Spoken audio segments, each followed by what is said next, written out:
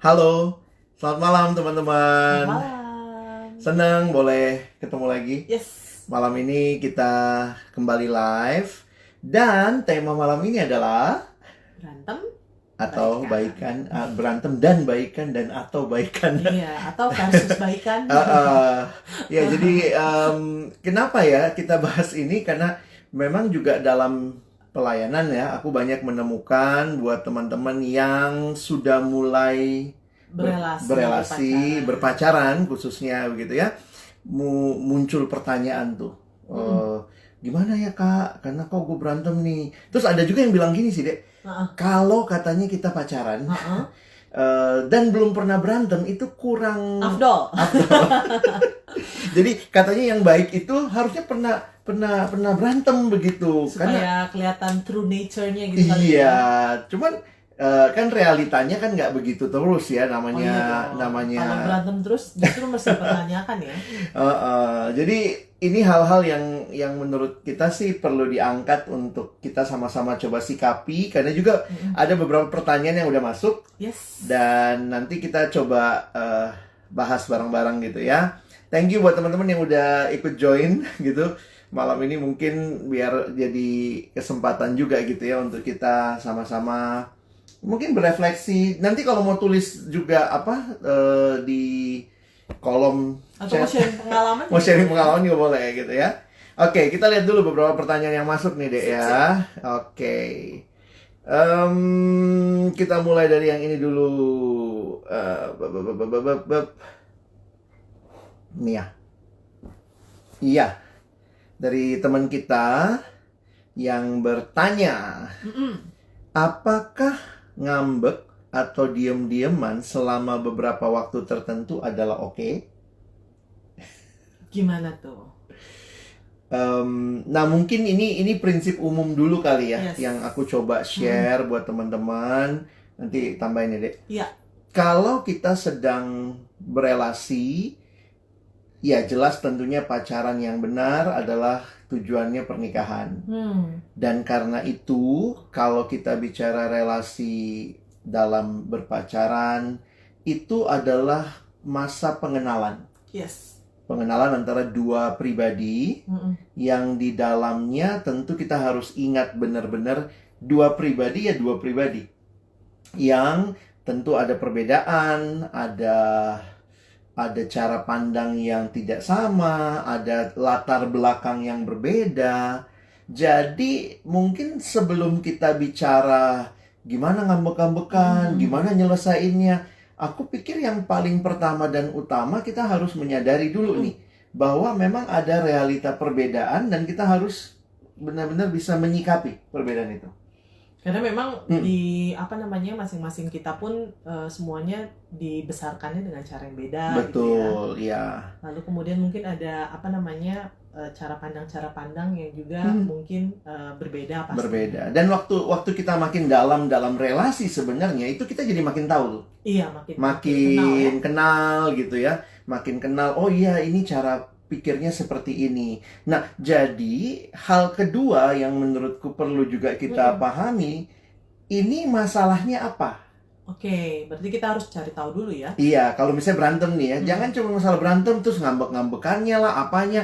Tapi ini ada masalahnya di mana gitu. Jadi misalnya, oh cara pandangnya beda. Nah, apanya yang beda? Kenapa bisa berbeda? Lalu kita jadinya tidak semata-mata hanya apa tadi ya?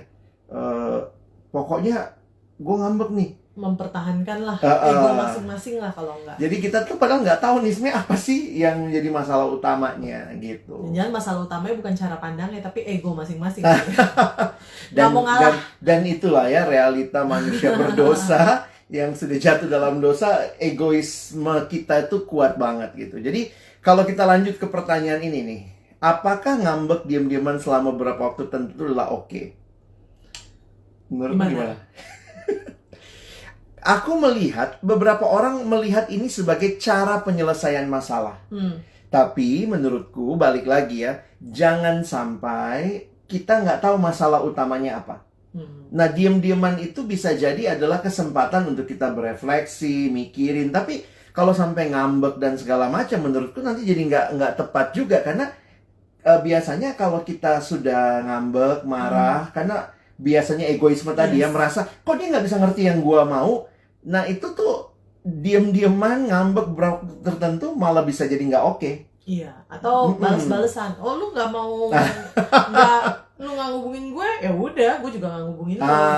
Ya jadi jujur aja itu kadang-kadang tuh keinginan sebagai manusia yang mau balas dendam, gue pengen biar lu rasa itu, gitu ya.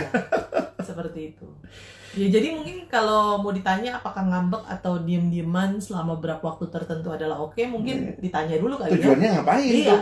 Maksudnya diem-dieman nih dalam rangka tadi evaluasi gitu ya, atau mungkin refleksi, tapi bukan balas dendam. Iya, ataukah diem-dieman nih karena bisa juga loh diem karena pengen menurunkan amarah dulu. Betul. Kan bisa jadi kan. Tapi kalau diem dalam artian ngambek mau narik perhatian, bisa juga kayak begitu. Iya.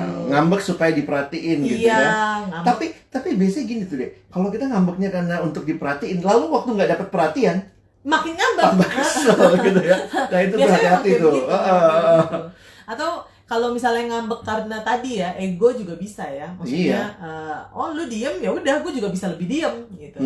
Atau ngambek atau diem bisa juga karena lu yang salah, ya lu dong yang harusnya yang minta maaf duluan, yang ini kontak duluan. Dan menurutku sebenarnya dalam tujuan diam yang seperti itu malah nggak nyelesain apa-apa. Iya, malah bisa lebih memperparah masalah sebenarnya ya.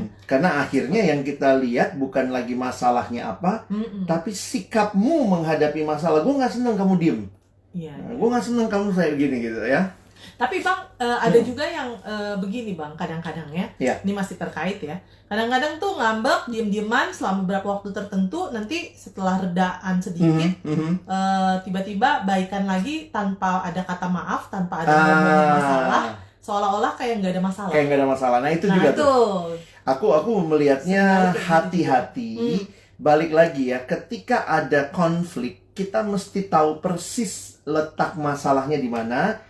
Karena itu penting untuk relasi ke depan juga. Yes. Jadi makanya jangan tiba-tiba karena gue lagi pengen disayang lagi nih, gue lagi pengen diperhatiin lagi, ya udahlah terima lagi lah. Tapi sebenarnya kita nggak pernah menyelesaikan masalahnya gitu. Dan sebenarnya penyelesaian masalah kalau bisa menyelesaikan dengan baik itu justru disitulah membangun karakter masing-masing sebenarnya. Iya. Karena kita akhirnya bisa lihat juga bagaimana reaksi dia menghadapi masalah itu. Yes. Karena dalam hidup, apalagi kalau nanti Tuhan izinkan kita melangkah ke tahap yang lebih jauh pernikahan, maka jangan berpikir sekali selesai dengan masalah itu nggak akan muncul lagi. Yes. Mungkin muncul lagi tuh, kita pikir udah waktu pacaran kita udah ngadepin nih, waktu menikah mungkin dalam bentuk yang berbeda, tapi sebenarnya mungkin hal yang inti masalahnya sama gitu. Iya, tapi keluarnya wujudnya beda aja. Bentuknya ya berbeda ya. Seperti itu. Jadi gimana nih Bang, kalau misalnya ada orang ngambek atau diem-dieman, baiknya seperti apa? Baiknya sebelum diem-dieman tanya dulu nih. Kita ada, atau lihat dulu lah masalahnya apa. Memang tentunya aku setuju yang kamu bilang tadi. Mungkin diem sebentar untuk meredakan emosi, tetapi setelah itu address isunya. Ini apa yang terjadi nih? Terlepas dari siapa yang salah, siapa yang benar. Iya, jadi seharusnya dalam relasi sih bisa melihat lah ya. Ini jadi tempatkan masalah itu di tengah. Jadi jangan masalahnya begini nih. Kamu yang salah, terus aku yang salah. Dalam psikologi itu dikatakan taruh masalah itu di tengah nih. Jadi coba kamu lihat, saya lihat. Saya lihatnya gini, kamu lihatnya gini. Jadi jangan kita hadapan begini, itu malah saling menuding, saling menyalahkan begitu. Jadi kalau mau ngambek atau diem-dieman mungkin harus evaluasi dulu nih, bener karena apa, diemnya karena apa. Dan mungkin ya jangan terlalu lama juga ya kalau mau diem-dieman ya. Dan jangan sampai nggak ada teorinya sebenarnya ya. Iya. Tapi apa tadi, kalau kita dieman-dieman itu bikin tambah kesal ya nggak selesai juga masalahnya.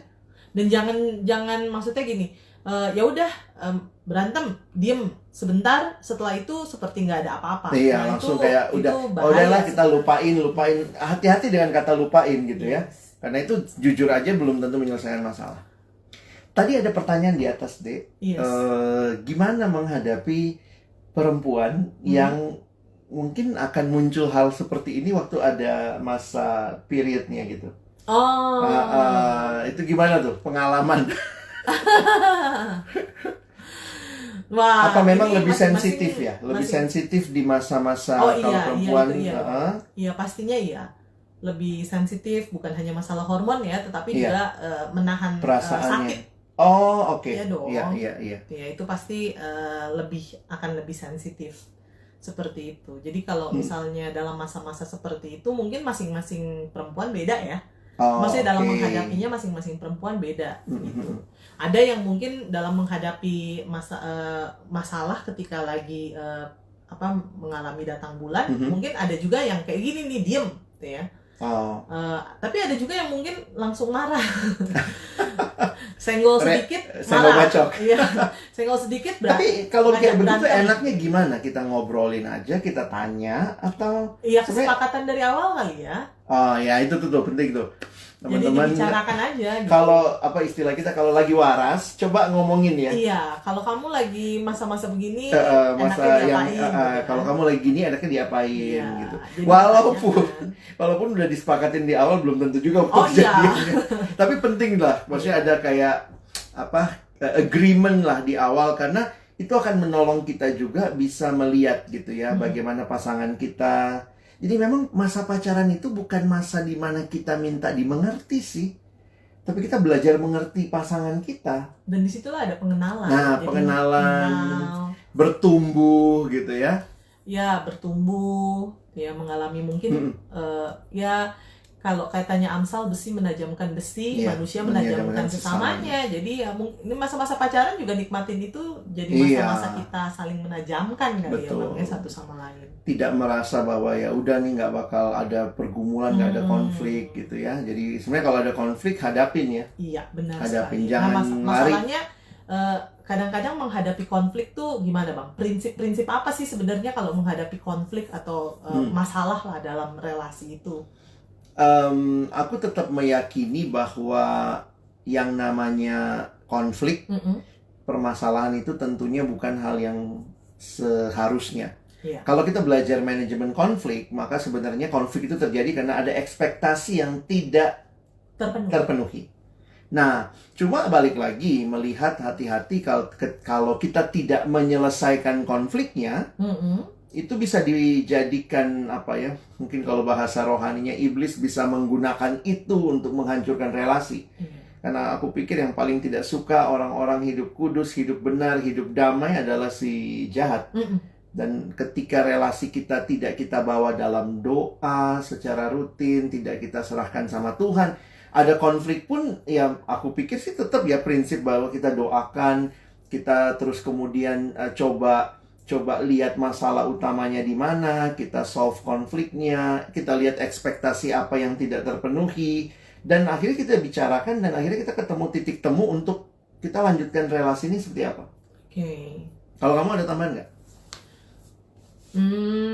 Prinsipnya apa untuk menyelesaikan? Ya kalau terkait dengan firman Tuhan sih jelas ya, ada kasih di dalamnya ya. Betul. Bagaimana kita juga menanggapi atau menyelesaikannya di dalam kasih. Bukan pakai cara-cara dunia, cara sinetron ya. Iya. Gue sakitin, lu sakitin gue, gue bisa sakitin lu balik gitu ya.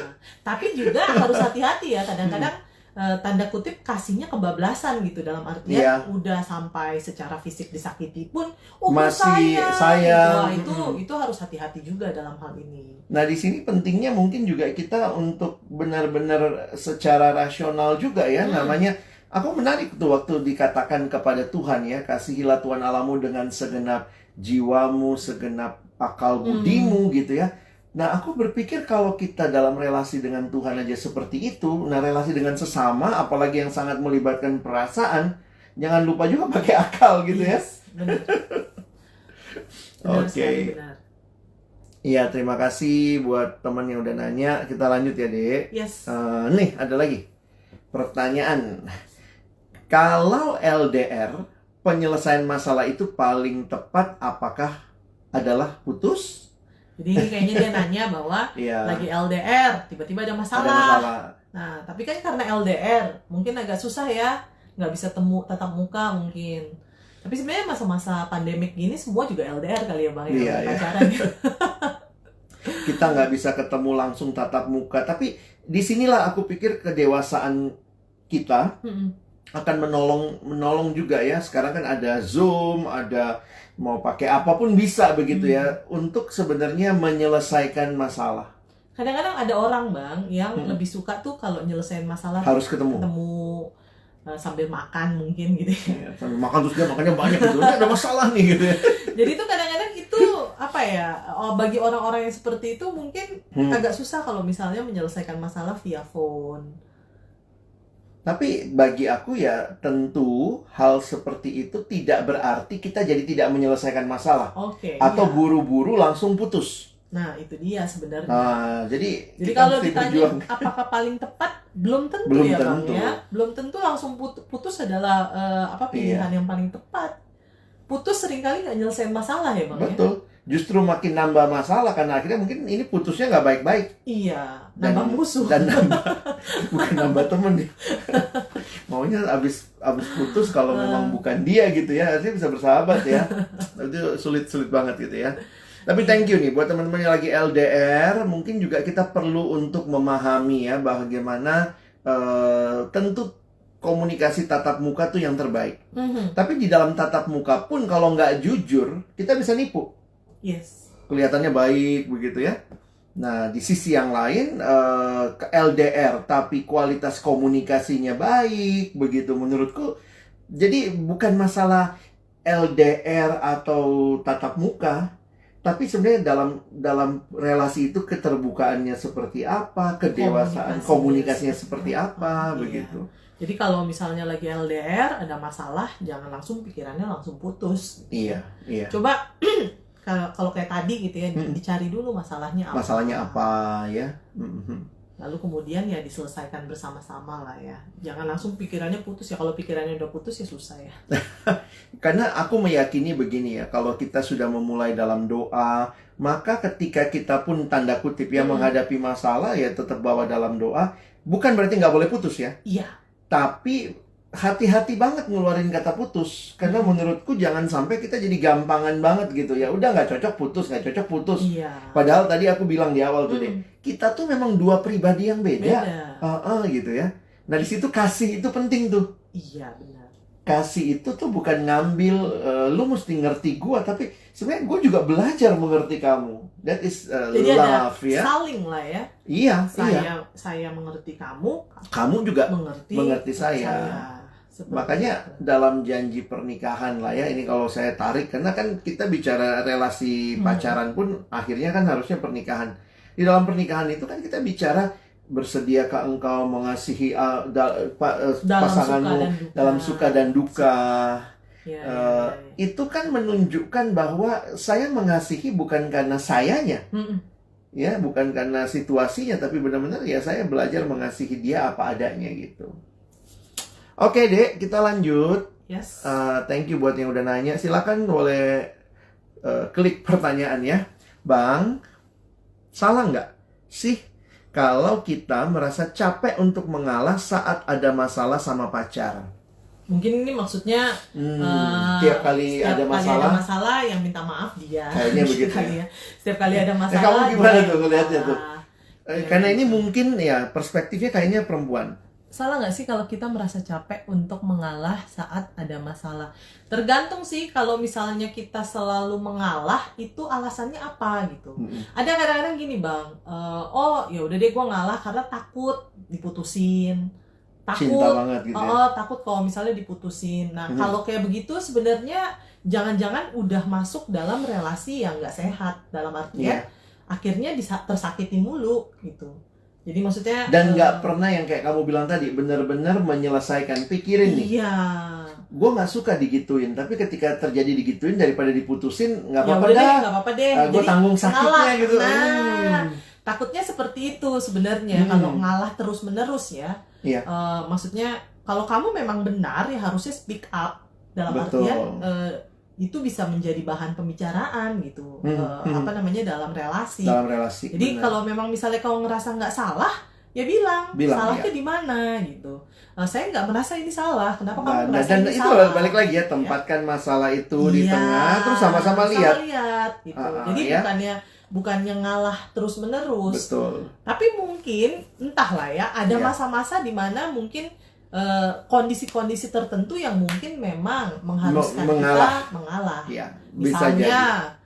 Pasangan kita lagi mengalami kedukaan, ya nggak mungkin dong kita menuntut. Ya kamu mesti ngerti aku dong, gimana gitu ya. Dalam hal mungkin kontak mengkontak gitu ya, kadang-kadang kan ya udah gue ngalah deh, gue yang kontak lu gitu. Tapi kan ada masa-masa di mana mungkin pasangan kita memang bener-bener lagi sibuk. Jadi ya udah, ayo kita ngalah, kita yang kontak misalnya. Ngalahnya dalam arti itu ya. Dalam arti itu. Maksudnya kalau dalam hal masalah hati-hati juga gitu. Jangan-jangan nanti kita masuk dalam relasi yang nggak sehat kalau terus-menerus. Dan itu akan meledak satu saat. Aku yakin tuh. Kita nggak pernah ngomongin, nggak pernah bicarain. Dan hati-hati, jangan ngalah itu bukan karena kasih tapi karena takut gitu. Betul. Iya. Relasi di dalam ketakutan diputusin, itu nggak kehilangan, enak. Iya, itu malah nggak membawa sukacita sebenarnya. Dan nggak bawa kita dalam pertumbuhan menurutku. Iya, benar. Jadi saya pikir jangan lupa ini relasi ya. Relasi itu butuh dievaluasi, butuh diperjuangkan, dan karena itu kita harus siap tuh menghadapi masalah-masalah, dan kesiapan kita salah satunya adalah untuk melihat apa yang mesti diambil nih, tepatnya apa nih. Kadang mengalah, kadang jadi kalau memang nggak masalah ya harus dibicarain gitu ya. Jadi kalau ada masalah mungkin poinnya harus dibicarain, jangan lari, jangan ngalah gitu ya. Tetapi karena membicarakan masalah dan bersama-sama nemuin penyelesaian itu jauh yang buat kita makin dewasa. Makin dewasa, benar-benar. Aku inget tuh ada kalimat dalam manajemen konflik selalu ngomongnya gitu. Banyak orang dia memilih untuk flight, terbang daripada fight. Nah, menurutku juga mungkin bukan fight lah ya, karena fight kesannya kayak gue yang benar lu yang salah. Tapi ayo kita lihat di mana masalahnya, letak pergumulannya di mana, dan kita bisa selesaikan dengan baik gitu ya. Benar. Dan kalaupun nih ya, sorry to say ya, kalaupun ternyata memang yang kita lakukan, yang kita anggap, karena kan pikiran kita nih kadang nggak bisa dikontrol ya. Iya. Kita memang salah, ya jujur aja minta maaf. Oh iya dong. Nah disitulah butuh yang namanya kembali lagi. Makanya masalah ini membawa kita dewasa sebenarnya. Seharusnya. Yang satu, waktu yang satu minta maaf juga jangan bilang tuh kan, gue yang benar, tapi belajar mengampuni. Belajar untuk mengampuni, belajar dengan untuk tulus. Iya. Yang satu belajar minta maaf, yang satu belajar mengampuni gitu ya. Jadi terjadi yang namanya rekonsiliasi. Iya, dan disitulah sebenarnya makin kenal. Betul. Oh dia ternyata kayak begini tuh orangnya. Makin melihat, oh ternyata aku tuh seperti ini ya selama ini. Itu tuh. Evaluasi diri. Waktu kita ulang tahun pernikahan keberapa tuh ya, waktu kamu nanya sama aku gitu. Di situ aku sadar tuh, ke-6 apa ke-5 gitu ya. Dan aku sadar betul ya, ternyata ketika Tuhan memberikan pasangan dalam hidupku, itu cara Tuhan menolong aku kenal diriku. Aku kenal diriku. Karena aku makin belajar. Jadi jujur aja teman-teman ya, kalau pengalamanku, refleksiku waktu itu, bukan cuma aku yang makin kenal Debbie gitu ya, tapi aku makin kenal aku kayak apa gitu. Oh ini toh cara saya bereaksi, ini toh cara saya mau apa, dan seterusnya. Jadi sebenarnya itu bersyukur sih ya, Tuhan memang memberikan pasangan itu. Kalau memang itu orang yang tepat yang Tuhan berikan, itu menolong kita bertumbuh. Iya benar. Ya. Mengenal diri lah. Ada yang dari teman kita di yang tadi tuh, yang aku WA. Nah, silakan toh, coba dijawab dulu. Yang ini tadi deh. Ini ya. Salah. Bukan. Ini ya, coba dibaca. Ini agak panjang nih. Latar belakang. Ada latar belakangnya ya, kasusnya ya. Latar belakangnya pernah berantem karena pengen ketemu, tapi dianya nggak mau. Dan di hari itu karena capek, nggak kuat lagi menahan, nggak kuat lagi melawan rasa apa nggak tahu, rasa capek atau rasa suka ya, bisa langsung lupa seketika itu juga. Maksudnya bisa langsung kayak lupa kalau gue cinta sama dia, gue sayang sama dia gitu ya. Lalu kemudian rasanya lega banget karena bisa tiba-tiba lupa gitu ya. Mungkin ya, nggak tahu juga nih ya. Nah, lalu kemudian tapi apa namanya ini ya, dia nonton NKCTI ya, CTHI ya, bisa sampai begitu katanya. Intinya adalah setelahnya besoknya balikan lagi karena tiba-tiba mungkin datang gitu ya, tiba-tiba ketemu lagi, ngeliat lagi, rasa yang tadinya udah dilupain akhirnya kembali lagi gitu ya. Akhirnya sayang lagi gitu ya.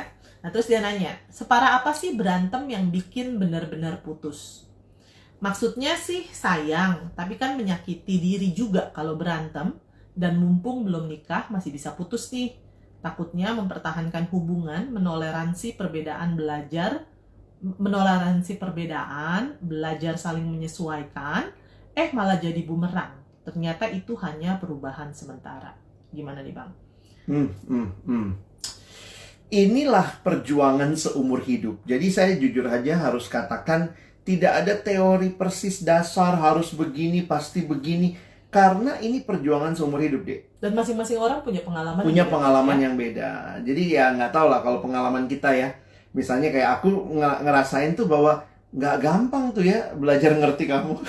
Kamu pun nggak gampang pasti belajar ngerti aku. Dan akhirnya memang yang mempertahankan itu komitmen. Iya. Jadi menurutku sih kita harus jelas juga. Karena jangan sampai begini, baru masalah dikit itu ya balik-balik lagi maunya putus gitu. Nah, dan harus juga kita akui di dalam relasi memang ada pengorbanan. Jadi tidak salah juga ketika kita berkorban, termasuk korban perasaan. Tetapi balik lagi, apakah korban perasaan yang kita lakukan itu adalah sesuatu yang di dalamnya juga kita jadi belajar bertumbuh. Misalnya, waktu aku belajar terima orang lain, aku berkorban, ini bukan caraku, tapi ini caranya dia misalnya. Waktu aku berkorban mengikuti caranya dia, ternyata aku jadi belajar juga bahwa tidak semua orang harus pakai caraku. Yes. Jadi hati-hati juga yang kita anggap pengorbanan karena dia nggak ikutin kita, jangan-jangan cuman egoisme. Tapi ngomongin tadi mengorbankan perasaan nih Bang, hati-hati juga kali ya, karena kita maksudnya kadang-kadang tuh jadinya relasi yang abusive gitu. Iya, toxic jadinya ya. Iya, jadinya maksudnya memang dalam relasi tuh harus berkorban, ada pengorbanan. Benar. Ya kalau kita mengasihi pasti kan kita rela memberi yang terbaik lah. Tapi poinnya adalah jangan sampai ada batas-batasan di mana kita tanda kutip bukan lagi sebenarnya kasih, tapi kalau aku bisa bilang kebodohan gitu kali ya. Ya itu banyak contoh sih ya, Dek. Makanya aku tadi bilang di awal ini nggak ada teorinya, harus dilihat case by case. Makanya ya kalau bisa ya ada orang-orang yang menolong teman-teman, dalam arti ini peran komunitas kali ya. Yes. Yang juga akhirnya bisa memberi masukan, mungkin pemimpin KTB, teman KTB ngasih tahu, lu tuh udah kebablasan nih gitu ya. Jangan sampai pengorbanannya terlalu bodoh misalnya. Nah, itu dia. Nggak perlu seperti itu banget. Makanya memang benar sih ya, di dalam relasi tuh kita butuh banget orang-orang di sekitar kita ya. Iya. Karena memang kadang-kadang kalau nggak ada orang-orang di sekitar tuh bisa membuat kita kayak nggak objektif deh. Jadinya kayak apalagi kalau lagi dikuasai perasaan sayang. Iya. Segala sesuatu tuh kayaknya itu dia lakuin karena sayang sama saya, padahal udah dipukulin gitu kan. Udah dipukul masih bilang sayang gitu. Udah diperlakukan nggak baik masih dibilang itu karena sayang gitu. Tapi di sisi yang lain akhirnya juga aku lihat ketika ada orang lain menjadi orang-orang yang mengawasi, menolong kita, jadi bisa ini juga. Mereka bisa kasih tahu, lu tuh mesti belajar berkorban misalnya gitu. Bisa jadi juga. Jadi untuk sesuatu nih, lu harusnya sebagai pasangan masa sih nggak mau memberi lebih gitu. Jadi saya pikir sih sebenarnya relasi itu sebuah perjalanan yang membawa kita makin bertumbuh, makin kenal Tuhan, makin kenal diri makin kenal pasangan relasi kita.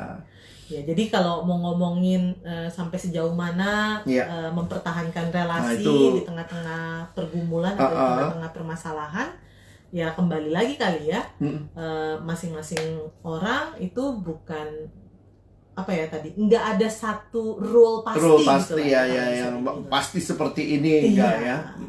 Tapi juga harus hati-hati ya bahwa jangan lupain bahwa kalau kita mengasihi ya ada pengorbanan di dalamnya, ada komitmen. Tapi di sisi yang lain jangan sampai kita berkorbannya tuh dalam artian sebenarnya ada contoh nggak sih bukan waktu itu karena cinta tapi karena pengorbanan yang bodoh gitu? Oh banyak lah. Contoh ya yang misalnya pernah dialami. Bukan kamu yang ngalamin. Aku yang berkorban buat gue ya. Iya, maksudnya kalau ngelihat ini film aja kali ya. Dari contoh film ya, kemarin baru nonton ya. Ada satu film gitu ya. Di film itu diceritain lah nih cewek cinta banget gitu. Sama padahal cowoknya. Sebenarnya udah dikasih tahu ini cowoknya tuh tidak bukan orang yang baik gitu. Siapa yang Dia ngasih tahu? memanfaatkan ada bukan temennya lah, manajernya. Jadi cewek ini ceritanya dalam film itu artis. Jadi cewek ini dalam film itu artis, manajernya si artis ini udah bilang, lihat nih ini memanfaatkan. Ini dia nggak baik, ini cowok nggak baik nih, kamu jangan ini. Tapi dia tetap gitu ya, tetap mau terus menerus. Nah akhirnya ujung-ujungnya ternyata memang benar. Akhirnya dimanfaatin lah ini cewek hanya untuk ngedapetin duit. Gitu. Dan di akhir-akhir akhirnya ketahuan lah. Ya, cowok itu akhirnya ketahuan belangnya. Iya, ketahuan lah belangnya. Jadi maksudnya kadang-kadang ada juga yang kayak gitu. Sebenarnya kita dimanfaatin, tapi karena kita ngerasa itu pengorbanan karena cinta. Padahal sebenarnya enggak gitu. Makanya sebenarnya butuh orang-orang di sekitar yang mengingatkan dan juga mungkin draw the line ya. Ada orang sekitar aja kadang-kadang suka. kita lawan kok, nggak peduli. Ini gue sayang banget sama dia. Dan dalam beberapa hal yang aku lihat, kita mesti draw the line. Karena misalnya begini, ini belum menikah loh. Jadi ya jangan berlaku seperti kamu suaminya atau kamu istrinya, ini masih belum menikah. Ketika dia belum menikah misalnya, maka pengorbanan kita mesti tetap ingat dia punya keluarga, kita punya keluarga juga gitu. Dan ingat pengorbanannya dalam kekudusan ya, bukan dalam hal-hal yang najis atau hubungan sebelum pernikahan yang kadang-kadang orang merasa berkorban untuk mendapatkan cinta orang itu dan atau untuk menunjukkan cinta. Nah itu nggak pas. Salah. Tapi di sisi lain mungkin dalam kondisi mungkin permasalahan atau pergumulan yang ada, yang tadi kamu bilang ya, ada juga mungkin kita orang-orang di sekitar yang mengingatkan kita, lu tuh salah, lu tuh harusnya berkorban gitu kan ya. Kita lanjut ya. Bang, Kak, gimana kalau dalam pendekatan sudah ditemukan konflik perbedaan? Kita mesti fair melihat dua individu berbeda, pasti ada perbedaan. Nah, konfliknya, kalau terjadi konflik karena perbedaan itu, coba lihat dulu. Nah, ini masalahnya apa? Cuman masalah cara dia makan, dia kalau makan bubur diaduk dulu. Kalau saya enggak. Misalnya kalau cuman gara-gara itu ya jangan. Ya, maksudnya itu hal-hal yang dalam hidup ya masih bisa dinegosiasi lah. Ya, jadi hal-hal apa sih sebenarnya yang membuat kita konflik gitu kali ya? Iya, itu makanya kalau hal-hal yang sebenarnya sepele kayak tadi bubur diaduk atau enggak, ya itu sebenarnya masing-masing kita juga harus menanggalkan ego kali ya kalau hal-hal yang Indominya lebih suka yang pakai kuah atau yang goreng. Indomie telur diaduk atau enggak gitu. Karena jujur aja ya, konflik perbedaan itu akan ada sepanjang hidup. Namanya juga dua pribadi udah jatuh dalam dosa gitu ya. Benar. Tuhan tebus, makanya aku pikir tuh Tuhan mau kita tuh bukan, memang kita udah jatuh dalam dosa, tapi penebusan Tuhan membuat kita bisa mengasihi, bisa mengampuni. Nah itu yang kita bawa. Misalnya kita berdua aja sampai sekarang juga masih berantem nggak? Iya, masih ada konflik. Bagian dari hidup coy. Iya. Dan itu sampai kita tua begitu. Jadi jangan takut dengan konflik sekali lagi, tapi selesaikan, hadapi begitu ya. Tapi hati-hati juga Bang dengan konflik-konflik yang nggak perlu. Bukan nggak perlu, konflik-konflik Aku rasa sih dalam masa-masa PDKT ataupun berelasi kita harus hati-hati juga ya dengan konflik-konflik yang mungkin sudah sampai menyakiti. Menyakiti dalam artian gini, kadang-kadang memang dalam konflik pasti ada sakit hati, tapi ada sakit hati yang mungkin udah terlalu kelewatan gitu. Ada contoh nggak? Aku waktu itu mungkin ini ya, jadi konfliknya itu udah ditendang dari motor tuh, jatuh tuh ceweknya. Itu ceweknya, tapi kemudian bener. dia ngomong gini, tapi kan udah didoain bang waktu awal jadian. Saya bilang jangan berpikir karena udah didoain di awal maka nggak ada pergumulan. Doainnya sepanjang hidup bahkan. Benar. Dan saya bilang waktu itu, juga sepanjang hidup. Saya bilang, dan itu menurutku udah nggak tepat, karena bayangkan masih pacaran aja sudah begitu, apalagi pas pernikahan nanti KDRT jadinya. Jadi gimana bang, mesti putus nggak? Saya bilang nggak, tanya dulu. Misalnya cari bantuan di konseling gitu ya. Karena bisa jadi kalau itu memang kayak tabiat dasar yang dia bawa dari masa kecil, dia punya pengalaman masa kecil. Kalau dia sulit berubah, berarti ya kamu mesti menerima dia. Kalau menikah itu kan seumur hidup gitu ya. Nah jadi disitulah maksudnya pengorbanan kita jangan jadi pengorbanan yang bodoh juga. Kalau ternyata itu juga satu pergumulan begitu. Iya benar. Jadi ya berhikmat lah, terus didoakan. Betul gitu ya. Tapi jangan takut ya untuk berelasi karena ada konflik atau perbedaan. Iya jangan takut. Nah ini lanjut lagi nih Kak. Bacain deh. Kecil ya. Kak sesama yang dibina tapi malah sulit untuk jatuh cinta. Tapi sama anak yang tidak dibina kok cepet sekali jatuh cinta. Wah.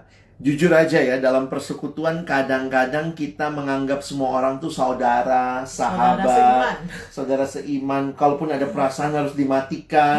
Kalau pelayanan jangan sampai punya perasaan itu, nanti tidak murni motivasinya.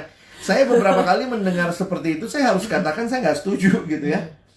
Ketika kita melihat di Alkitab pun disaksikannya, tentunya baik yang mau kamu sudah pacaran, belum pacaran, itu bisa yang belum pacaran pun bisa nggak benar motivasinya kok. Yes. Tapi dan yang pacaran bisa jadi benar juga. Jadi jangan dibolak-balik gitu. Nah jadi jujur aja belajar untuk terbuka. Ini tetap lawan jenis, saudara seiman, oke. Disitulah makanya dicari, gitu ya. Jangan cari di diskotik, justru di persekutuan. Nah makanya saya harus katakan buat teman-teman di tengah persekutuan, belajar berelasi. Cowok jadi cowok yang gentleman gitu ya, ceweknya juga bisa punya sikap yang benar gitu, dan terbuka sama perasaan-perasaan cinta itu gitu. Iya, setuju. Bener banget itu. Ya. Makanya anak persekutuan tuh susah banget jatuh cinta. Kalau jatuh cinta dibilang enggak, itu dalam Tuhan. Jadi kayak loh, kok kayak dipendem?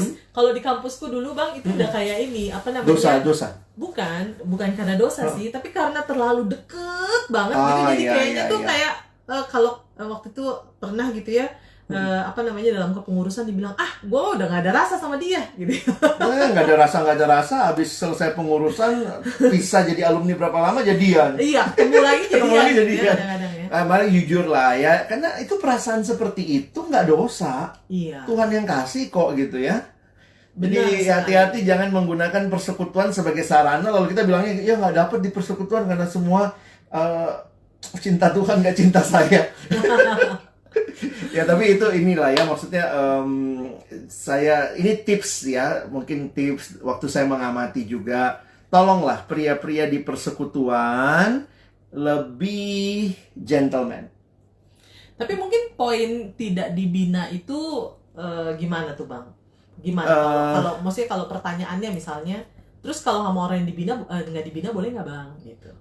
Ya sebenarnya kan masalah dibina nggak dibina itu dua. Dibina itu apa dulu konsepnya? Apakah dia dibina dalam pelayanan kita? Siapa tahu dia dibina di gerejanya, dibina di keluarganya dengan baik. Jadi sebenarnya jangan ngelihat masalah dibina nggak dibina dalam arti institusinya, tapi kenal pribadinya. Dia cinta Tuhan nggak? Mau belajar jadi murid nggak? Dan yang kedua ya harus cinta kamu ya. Iya. Ya DJ langsung nih ya. Semangat ya Kak DJ. Kadang-kadang itu apa namanya? Kalau di sini kan dibilang sama yang dibina sulit untuk jatuh cinta. Mungkin dalam artian kitanya cinta, dia tapi yang cinta Tuhan gitu. Kalau kayak kata kamu gitu. Cinta Tuhan doang gitu ya. Aduh, tapi itulah ya namanya persekutuan ini saya pikir jadi sarana yang baik sebenarnya kita untuk belajar secara dewasa. Dan memang jujur aja belakangan saya harus katakan di persekutuan sendiri saya lihat kadang-kadang peran pria dan perempuan tidak tepat. Saya datang ke satu persekutuan lah, saya nggak usah sebut di kampus mana. Itu habis Natalan, gile dia. Kenapa gue bilang gile? Yang ceweknya angkat-angkat keyboard, gulung-gulung kabel, cowoknya lagi selfie di depan di panggung deket pohon Natal. Saya langsung bilang, hehe berhenti, gantian gitu. Maksudnya bener sih, cewek itu yang pengurus, yang cowoknya bukan. Tapi masa sebagai pria yang melihat cewek ngangkat segala macam itu jadi, dan cewek-cewek juga belajar minta bantuan ya, sorry ya cewek-cewek persekutuan, rendah hati dikit dah untuk jadi perempuan gitu. Cowoknya kadang-kadang kayak inisiatif juga gimana dong? Jadi kita harus berantem berarti. Kami ngeliatnya gitu sih ya. Jujur aja kalau buat perempuannya kadang-kadang terlalu mandiri, jadi kayak kurang bisa nerima orang mengasihi. Yang prianya kagak inisiatif. Nah, aduh. Ini langsung semua pada respon, nah tuh bener kan gitu ya. Udahlah, ini kalau bicara persekutuan saya harap jangan jadi tempat di mana kita jadi nggak bisa mengekspresikannya. Ini ada yang lanjut nih Dek, kamu baca dong. Bang mau nanya nih, kalau kita cewek udah ngajak doa dan pendekatan untuk berelasi, tapi beberapa kali kita udah ditolak. Kira-kira saya harus berhenti untuk mendekati dia dan mendoakannya. Jadi ini beberapa kali udah ditolak tuh sama orang yang sama gitu? Atau orang yang beda ya? Sama mungkin ya. Nah, tapi bersyukur nih, Aprilia saya salut ya kalau kamu berani untuk pendekatan, ngomong. Dan mungkin disinilah aku lihat pentingnya, ya sebenarnya buat yang pria ya harusnya lebih inisiatif. Yang pria harus lebih jujur, kalau memang iya, tidak. Jangan cuma jadi pria yang suka dikagumi ya. Anak persekutuan tuh banyak yang seneng begitu tuh. Kalau ada cewek yang kelepek-kelepek sama dia, dalam hati ya nggak apa-apa, aku kan emang baik sama semua orang. Ya ampun, yang sana udah mati tumbang gitu. Tapi gimana tuh, kamu kan lihat juga tuh fenomena seperti hal-hal seperti ini nih. Gimana? Kalau bicara kalau misalnya orangnya sama dan udah beberapa kali kemudian ditolak, ya mungkin harus diiniin kali ya, benar-benar. Maksudnya gini, pasti ada alasan kenapa orang itu nolak ya. Dan itu yang mungkin perlu hargai keputusannya. Iya. Gitu. Dan maksudnya gini, tahu ya. Bukan berarti ketika kita menyukai seseorang lalu kemudian kita insist bahwa lu juga harus dong suka sama gua. Nggak bisa gitu dong. Gitu. Jadi kalau emang misalnya kita udah berkali-kali, coba tanya dan benar-benar pastiin. Jangan memaksakan perasaan kita ke dia gitu ya. Tapi jangan insist atau jangan menekan atau meminta dia untuk balas perasaan kita, karena jangan-jangan sebenarnya memang bukan gitu. Itu hak dia lah gitu ya. Sehingga apa yang harus dilakukan? Lihatlah di luar sana masih banyak. Nah ini alasannya nih, tapi alasannya selalu nggak buat kita damai Kak. Ya namanya ditolak nggak damai lah deh, sorry ya. Sorry banget, maksudnya abang cuma mau ngomong jujur, ditolak tuh nggak enak gitu ya. Baik yang kita yang nolak, yang ditolak. Jadi lebih kepada begini aja, ya sudah gitu. Kalau memang kamu sudah lihat memang bukan, atau dia menolak berkali-kali, mungkin kita juga Tuhan izinkan untuk ayo move on gitu. Kalau emang misalnya dia suatu saat nanti, ya bisa jadi, kita nggak tahu ya Bang ya.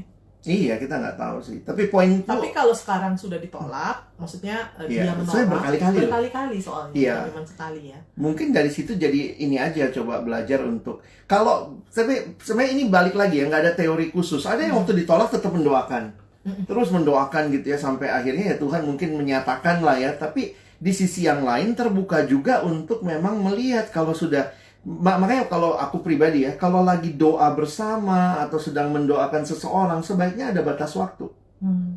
Nah, itu juga bisa jadi cara Tuhan untuk menolong kita, ini perlu move on atau tidak. Karena untuk yang perempuan khususnya ya, dalam persekutuan, yang perempuan itu kan, kalau sebagian kan posisinya menunggu. Udah doain sekian lama nggak ada respon dari sana, mau doain sampai seumur hidup. Saya pikir sih kita juga mesti punya batasan sih. peka-peka juga lah ya, Iya, maksudnya iya. jangan-jangan sebenarnya ada orang yang lagi nungguin kamu gitu. Wow. Iya dong, Iya, tapi ya? karena Kamu kamu kekeh sama kesama- dia, akhirnya Jadi kita jadi nggak terbuka ya. Kalau nggak ya udah berhenti mendoakan dan nggak apa-apa juga gitu. Kita berhenti mendoakan, sedang tidak mendoakan siapa-siapa, terbuka berelasi dengan siapapun. Nah di situ mungkin Tuhan bisa nyatakan lagi gitu ya. Wow. Oke. Dari teman kita Novena. Kalau punya pasangan yang saat dia punya masalah tidak cerita dan masih mendiamkan berhari-hari, bagaimana? oke. Ya, pasangan kita itu kan kita yang paling kenal, kita yang paling tahu, kita yang juga akan mau hidup bersama dia. Yuk, selesaiin gitu ya, tanyain gitu. Tapi ini Maksudnya, kayaknya pasangannya yang lagi punya masalah, Bang. Jadi Iya, bukan jadi- masalahnya bukan antara Iya. dia sama pasangannya. Nah, poinnya adalah begini, apa ini memang tipenya dia? Dia cowok Iya. atau cewek yang nggak suka cerita, kalau punya masalah dipendam sendiri. Nah, kamu lihatnya gimana? Iya, kayaknya seperti itu sih. Dia ya nggak tahu ya, mungkin masing-masing orang punya inian yang berbeda-beda ya, punya cara menghadapi masalah yang berbeda-beda. Ada orang-orang yang mungkin ketika ada masalah pengennya kayak kura-kura, ya udah masuk aja Masuk dulu dulu, ke dalam rumah, Mm-mm. nggak mau ketemu siapa-siapa, nggak mau inian sama siapa-siapa. Ya menurutku kalau emang misalnya dia adalah orang yang seperti itu, ya kita terima gitu, dalam artian oke, dia belum mau cerita, it's okay. Gue dukung dia apa adanya. Gimana cara dukungnya? Ya udah, dukung aja, terus doain, terus kasih semangat, meski nggak tahu apa masalahnya. Nanti kalau emang misalnya ada satu masa udah membaik gitu ya, hatinya membaik, atau mungkin masalahnya udah mulai bagaimana ya, di situ mungkin kita bisa coba tanya-tanya, kemarin kenapa sih? Gitu, ada masalah apa? Mungkin bisa seperti itu kali ya. Daripada kalau terus-menerus dipaksa cerita dong. Nah, mungkin kan ada konsep juga kan, dalam pacaran harus terbuka dong. Harus saling terbuka. Nah, ini kalau dia diem nih gimana? Nah, itu kadang-kadang memang jadi pergumulan juga ya. Nggak mudah. Iya, tapi kalau misalnya pergumulan, maksudnya gini, maksudku sih belajarlah untuk memberi ruang gitu kali ya. Iya. Memberi ruang, meskipun mungkin nggak enak gitu sebagai pasangan. Tapi apakah ini akan terbawa terus? Dia kalau ada masalah diem. Itu maksudnya takutnya, Dek. Maksudnya masalah dengan kita juga dia diem? Iya, kalau punya masalah apa diem gitu. Karena tipenya adalah diem. Nah, gimana tuh? Mau hidup sama orang yang begitu, asal ada masalah, nggak mau ngomong, ada apa, nggak mau cerita, diem gitu, seumur hidup loh. Ya itu pilihan ya, Itu pilihan ya. Nah, iya. Ini pengalaman kami lah. Kami dulu berantem ya, awal-awal pernikahan lah ya. Kita 3 tahun pertama tuh struggle ya. Dalam arti belajar kenal gitu. Jadi maksudnya ini real juga kami alami gitu ya. Kita udah tahun keberapa tuh baru mulai jarang berantem ya. Nah, poinnya adalah saya terbiasa dididiknya sebagai anak yang bertanggung jawab di keluarga. Pola didik saya adalah kalau ada masalah ngomongin. Langsung sekarang juga selesaiin. Nah, ternyata istri punya pola sebagai anak bungsu yang kalau ada apa-apa dia diem, mungkin orang lain, kakak-kakaknya yang ambilin keputusan buat hidupnya begitu. Jadi aku tuh greget banget awal-awalnya gitu. Ayo dong ngomong gitu ya. Nah, waktu nggak diomongin, itu buat aku tuh ngerasa ini kok jadi nggak dewasa, nggak selesaiin gitu ya. Nah, kamu rasanya apa waktu aku gituin? Ya nggak nyaman lah. Nggak nyaman. Karena kadang-kadang ada juga masa-masa di mana masalahnya udah selesai kok, nggak perlu diomongin lagi. Ada juga masa-masa di mana itu it's not a big deal, nggak usah diomongin lah gitu. Nah, jadi pengalaman kami akhirnya di waktu kita lagi waras, waktu lagi sadar gitu ya, kita ngobrol. Kamu lebih suka gimana sih kalau ada masalah? Apa sih yang harus gue sampein? Dan akhirnya aku ngelihat aku belajar lebih sabar, lebih diem. Kamu jadi belajar lebih ngomong, lebih terbuka. Nah, jadi sebenarnya dalam dalam perjalanan itu ya ini jadi penting sih. Jadi poinnya jangan gimana ya, jangan dipaksakan tapi dibicarakan juga gitu ya. Iya. Wah, ini netizen malah lebih rame ya. Halo Mas Adi. Mas Adi katanya setelah ngilang gimana break gitu. Ini netizen memang luar biasa ya selalu. Oke, diam-diam selingkuh. Kalau nggak nyaman tinggal kopi. Ya, mungkin nanti kalau kalian yang sudah menikah kayak Mas Adi ini kan sudah menikah ya, pasti udah ngerti juga ya gimana kita mesti ngerti pasangan kita, nggak gampang loh gitu ya. Sorry nih, ini waktunya tinggal dikit. Kita coba lihat beberapa pertanyaan lagi ya, Dek. Apakah pria yang kebelet pacaran itu wajar atau mesti hati-hati sama pria seperti itu? Ini yang nanya mungkin perempuan. Jadi kalau pria kebelet pacaran, sebenarnya masalah kebelet nggak kebelet itu pengen banget gitu ya. Bisa jadi karena penasaran, bisa jadi karena dorongan orang-orang di sekitar atau tuntutan. Tapi bisa jadi memang udah tepat, udah waktunya. Atau bisa jadi juga karena udah waktunya. Iya. Jadi poinnya sih sebenarnya gini ya buat teman-teman, bukan masalah dia kebelet nggak kebelet atau nanti gimana. Poinnya adalah kamu kenal dia nggak? Karena bagi aku jangan cuma lihat gini, ini orang nih yang memperjuangkan aku banget, cuman kayak begitu. Jangan juga, karena banyak pria model penakluk. Awalnya seneng memperjuangkan, begitu udah dapet, udah dibiarin gitu ya, sorry ya. Tipe-tipe ini apa namanya, penasaran, setelah dapet ya udah. Udah seneng ya, udah dapet, ya. Bang, kalau misalnya hubungan yang sudah serius ke pernikahan tapi didatangkan masalah yang kedua belah pihak tidak bisa selesaikan, apakah harus berhenti sampai di situ ya? Ya, apakah harus berhenti sampai di ya kira-kira itu di sini, Bang? Di sini. Terus ada satu lagi tadi pertanyaannya. Bang, jika sudah mempersiapkan pernikahan tapi di tengah-tengah persiapan malah marahan karena hal sepele, terus kadang diam-diam tidak saling memberi kabar dan seterusnya. Masa-masa persiapan pernikahan itu sangat rawan. Iya. Jadi jujur aja buat teman-teman yang lagi ngalamin persiapan pernikahan, please tahan diri. Belajar benar-benar menahan diri, belajar untuk, dan jangan ambil keputusan yang gegabah. Iya.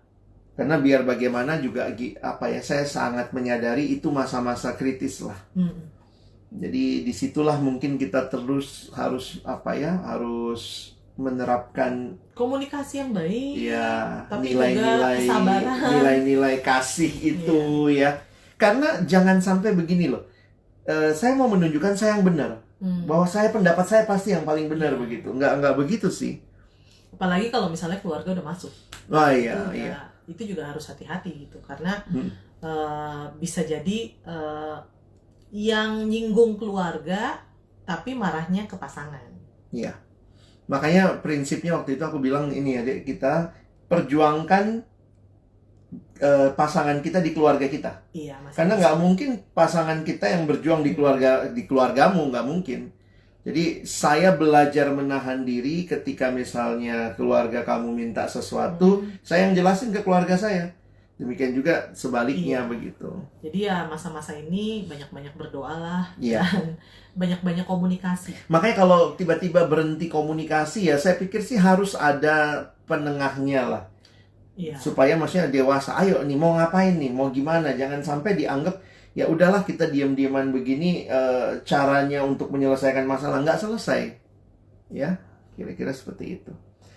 Aduh, Mas Adi mau jadi ini komunikasi antar pribadi. KAP ya, ingat mata kuliah. Dari Ririn. Bagaimana kalau ada cowok yang dekat dengan kita tapi terus merendah dan sangat tertutup?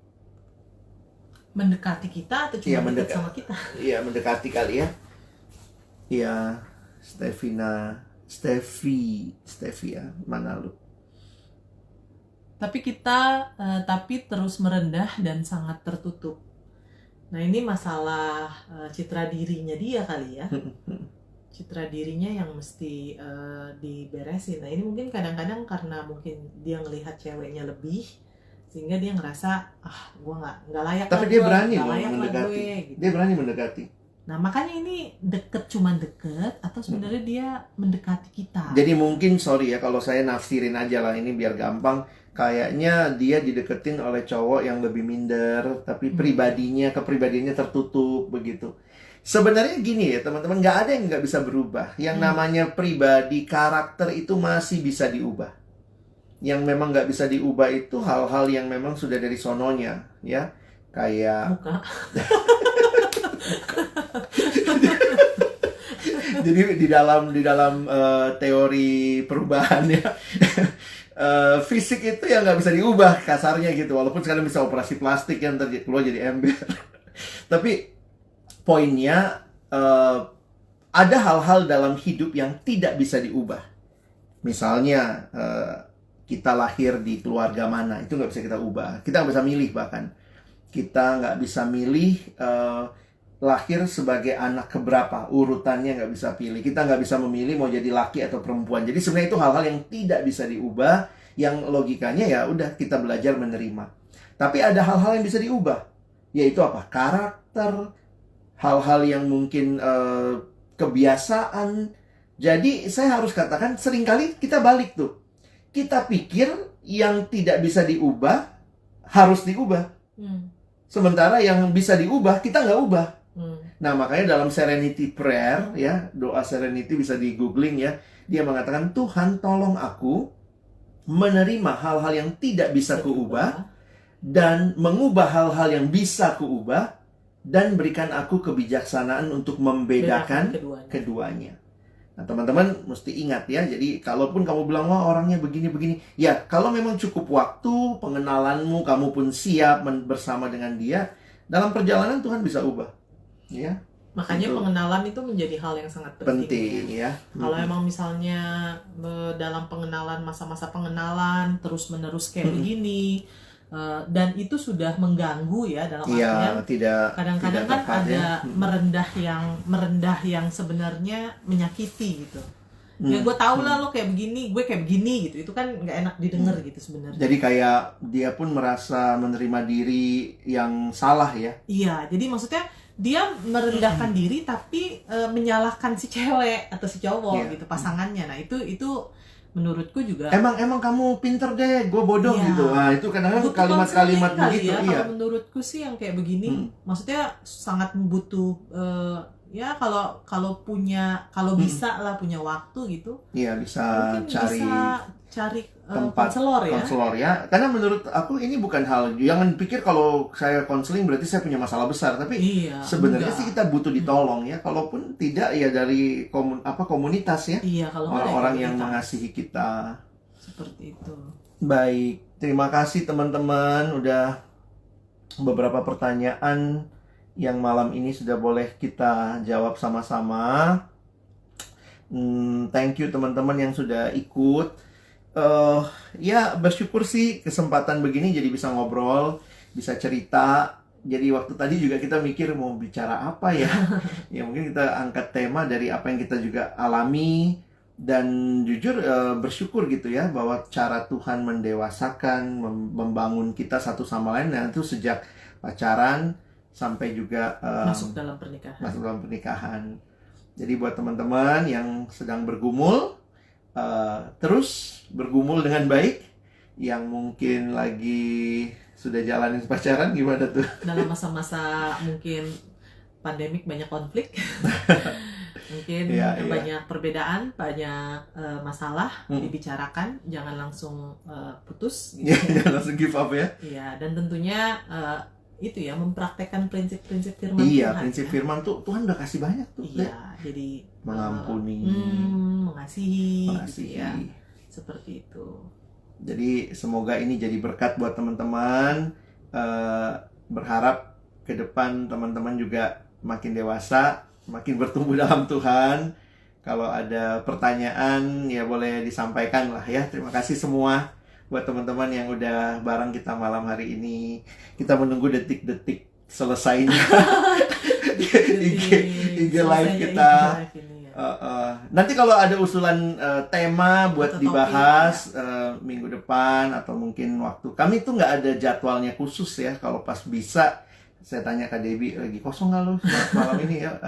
Jadi ya thank you sudah bisa bareng, biar semua kita bertumbuh juga. Kami merasa ada panggilan lah ya, membangun relasi ini, menolong lah buat teman-teman. Dan juga itu kami bicara banyak dari pengalaman juga ya.